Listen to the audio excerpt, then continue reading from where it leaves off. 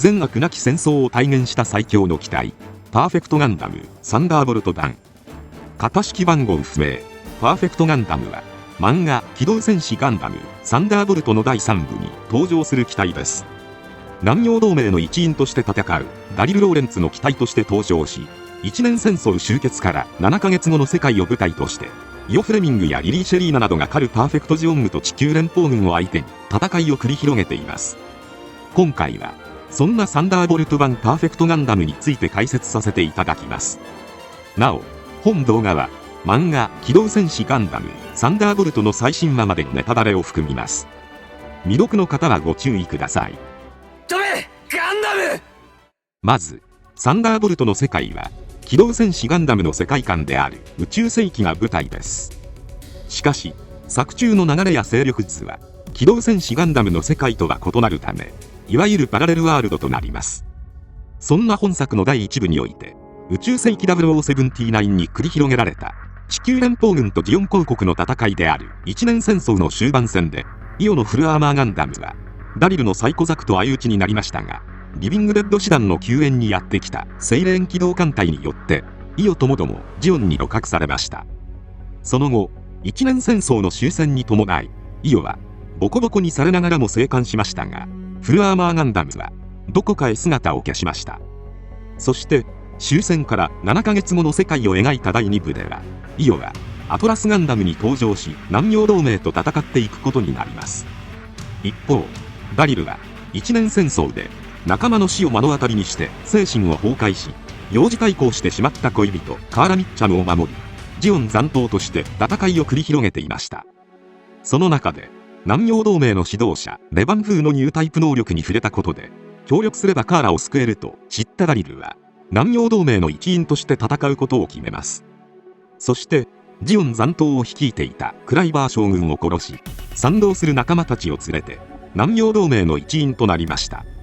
南洋同盟の目的は月面にある人類史上最大の軍需複合体企業アナハイムエレクトロニクスを破壊し、戦争をなくすことでした。そこで地上のタール火山基地にあるサイコザクマーク2 32機を宇宙へ送り出し、ジオン共和国があるサイド3のコロニー32機全てを制圧。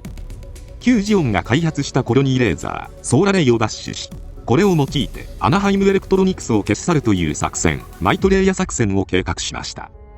サイコザクを破壊せんとするよと地球連邦軍の攻撃によりタール火山基地は崩壊しますが、サイコザク32機は無事宇宙へ上がることに成功。またサイコザクマーク2でしんがりを務めたダリルは南洋同盟と別行動になってしまいますが、かつての仲間たちの協力もあってなんとか宇宙に上がることに成功しました。しかし宇宙へ上がったもののろくな武器がなかったので、とても連邦軍の包囲網をかいくぐって仲間たちの元へたどり着けるとは思えないダリルたちは、まず暗礁中域にあるクライバー将軍の宇宙要塞に向かいました。ここでダリルはクライバー将軍が密かに再生していたフルアーマーガンダムを入手。こうしてサイコザクマーク2にガンダムのパーツを組み合わせることでパーフェクトガンダムが誕生しました。かつての因縁の敵であるガンダムの外装をかぶせることを仲間たちから反対されていたものの、ダリルは勝つために強力な武装が必要という考えを第一にしています。そのためサイコザクの元は陸戦型のザク 2J 型なので宇宙用に換装する必要があり、可能な限り最高の性能にするべくガンダムのパーツを使用するという合理的な判断を下しました。そんな本機の特徴としては、まず内部フレームと腕部パーツがサイコザクで、その他の外装はガンダムのものが採用されています。また腹部、脚部、バックパックの動力パイプはサイコザクのものがむき出しになっています。全身にバーニアを追加することで推進力も向上しました。そのため性能としてはサイコザクマーク2と比較して走行強度が 200% アップ、脚部スラスター反応速度が 30% アップ、推力が 150% アップしています。見た目はアムロのガンダムと酷似していますが、中身がザクということで起動音はもちろんです。なおパーフェクトガンダムはガンダムの装甲パーツが取り付けられた機体ですが、元のフルアーマーガンダムとは形状がかなり異なっていて、アムロのガンダムに近いデザインになっています。特にバックパックに関してはフルアーマーガンダムのものはビームサーベルがバックパックの下側に1本配置されているのみでしたが、パーフェクトガンダムのバックパック形状はアムロのガンダムに近く、フルアーマーガンダムとは形状が異なっています。そのためクライバー将軍がフルアーマーガンダムを回収する際にアムロのガンダムを参考にしたのかもしれません。武装としてはまず頭部にバルカン砲を持ちます。頭部は元のガンダムのものがそのまま採用されているため問題なく使用できるようです。ビームサーベルはガンダム同様5バックパックに2本搭載されています。こちらもガンダムのバックパックをそのまま流用しているので問題なく使用できるようです。ロールアウト当初の武装はこれだけしかなかったため、パーフェクトガンダムが最強のモビルスーツになったとはいえ、これでは不十分と考えたダリルは地球連邦軍の宇宙要塞ルナ2へ侵入し、強力な兵器を奪取しようと目論みます。そして見た目が兵士好みの無駄がないガンダムということであっさり検疫を通過し、内部で暴れ回ります。ここで新たな武器を調達しました。まずビームガンです。ビームサーベル1本で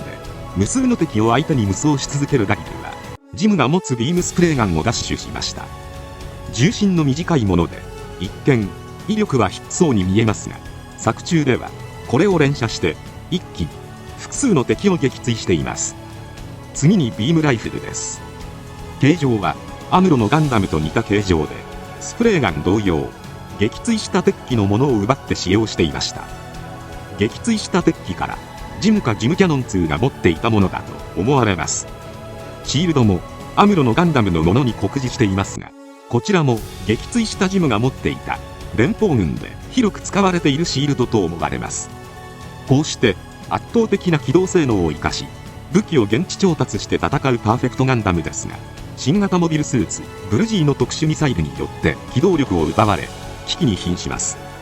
しかしそこで保管されていた旧ジオンの兵器を入手しました。それがブラウブロです。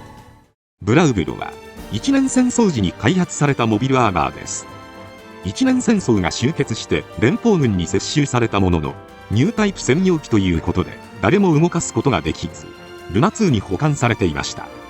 しかしダリルはニュータイプとして目覚めたため、ニュータイプ専用機であるブラウブロを起動させることに成功し、パーフェクトガンダムとドッキングしてルナ2からの脱出を図りました。ブラウブロはシャリアブルが登場した原作のデザインに近い形状をしています。武装としては射出して優先制御を行うメガ粒子砲を4機搭載しており、オールレンジ攻撃が可能です。非常に威力が高いようで、作中ではこれによるオールレンジ攻撃で戦艦を次々と撃墜していく様子が描かれています。攻撃兵装としてはこれだけですが、他に防御兵装としてアイフィールドバリアを搭載しています。こちらも非常に強力で、連邦艦艇のビームによる総攻撃を完全に防いでいました。なお設定画では本体内部にミサイルポッドを多数格納しているような描写がありますが、作中で使用する様子は見られませんでした。ダリルはニュータイプに覚醒したとはいえ、当初はブラウブロ装備を使うのに激しく消耗することから、使えるのは5分程度が限度と考えていました。それでも戦闘中、ビーム耐性のあるアイフィールドを攻略するため、無数の実体弾やレールガンが放たれましたが、マッハ10の弾速を誇るレールガンを優先式メガ粒子砲で撃ち落とすという恐ろしいゲートを披露しています。このように強力な兵器として登場したブラウブロですが、これは GP03 のアームドベースオーキスと近い発想で描かれたことが明かされています。またサンダーボルト設定資料集によると、デザイン段階でガトキハジメ氏が描いたデンドロビウムやガンダムセンチネルのモビルスーツをイメージするも絶対に負けるという思いがあり、それならあえてびっくりドッキリメカにしようという思いからブラウブロを背負うということに決定したということが語られています。作中ではブラウブロ装備でルナ2から脱出した後、その圧倒的な性能とダリルの人離れしたニュータイプ能力で仲間たちを救い、南洋同盟の本体との合流に成功します。その後はジオン共和国があるサイド3へと向かい、ソーラレイを奪取せんと動く南洋同盟に対して攻撃を仕掛ける連邦軍のコンペイトウ艦隊の足止めのため出撃。イオが狩るパーフェクトジオングとの因縁の戦いが再び始まりました。しかし激闘の中、南洋同盟がソーラレイの管制室を占拠する瞬間、連邦兵によってソーラレイの起動スイッチが押されたため、両軍を巻き込んでレーザーが発射。イオとダリルの2人はこの攻撃に巻き込まれ、パーフェクトガンダムはブラウブロ装備を背にレーザーを受けてしのぎましたが、ブラウブロは大破します。ただここでブラウブロの内部にはレバン風のクローンの脳が搭載されていたことが発覚。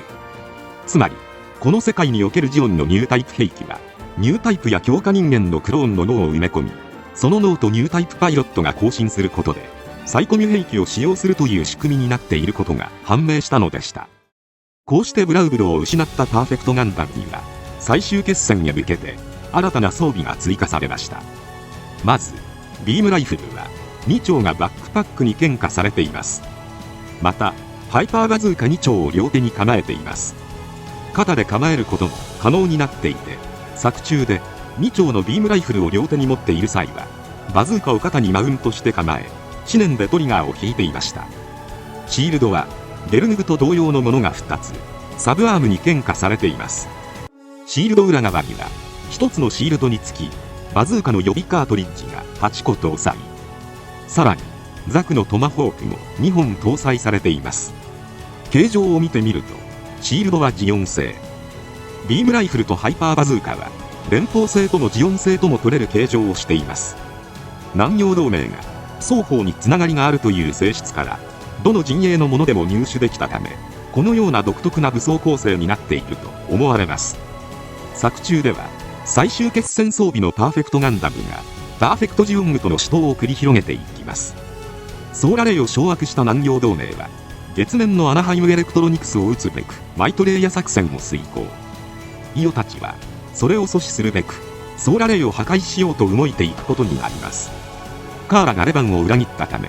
ダリルは自分がどう動くか迷いますが、連邦軍を殲滅するため圧倒的な力で連邦軍と戦いを繰り広げていくのでした。